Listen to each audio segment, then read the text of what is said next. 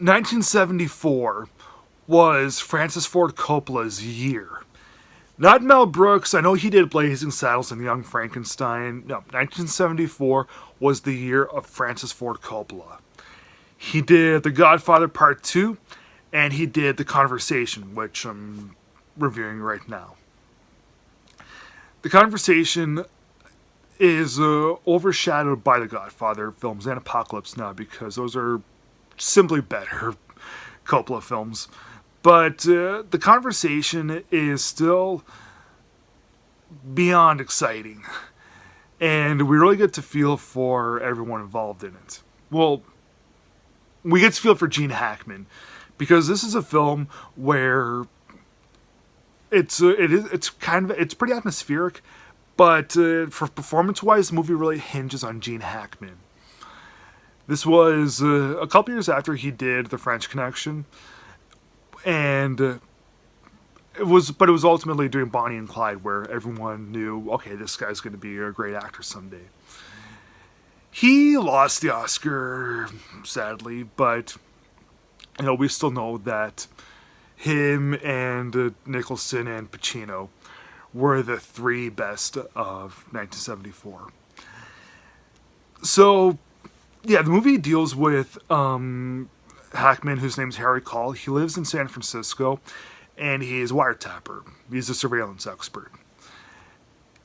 He's sent to, well, his latest mission is to listen in on these two people, one of which is Shirley from Laverne and Shirley, and her boyfriend, I guess you could say.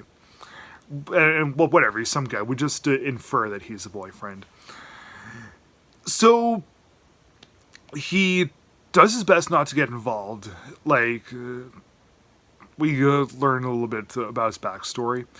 And yeah, he never wants to get involved in any of his things. Tries not to listen, but he does want to get the best sound possible out of the things and get the best possible looks out of the photographs that his team does. So yeah, eventually, like, when we learn about his backstory, we get to learn about why he's a pretty paranoid guy.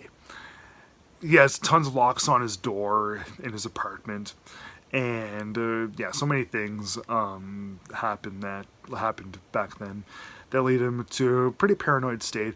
But his latest mission with Shirley really sets him over the edge, and yeah, he keeps listening in, and we get to learn about some really cool surveillance things after he goes to a convention, and we wonder, what if the people that he's working for somehow incorporate their things with that? Just because Harrison Ford is the right-hand man to the dude that Hackman is doing the mission for. So yeah, once we get to look into his life and the whole idea of surveillance, it's really really exciting. And this movie, as I said, the movie takes place in the 70s, so we're seeing all those reels of sound going, and the editing in this movie is really really top notch. I thought it was better than when Coppola did The Godfather Part 2, because the editing in this it's just outstanding. And it's kind of sad how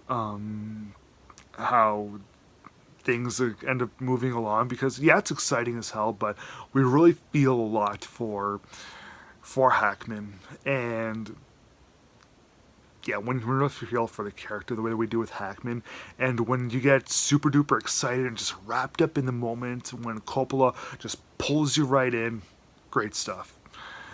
This is one of my all-time favorite thrillers, and it's one of the 10 best films of 1974.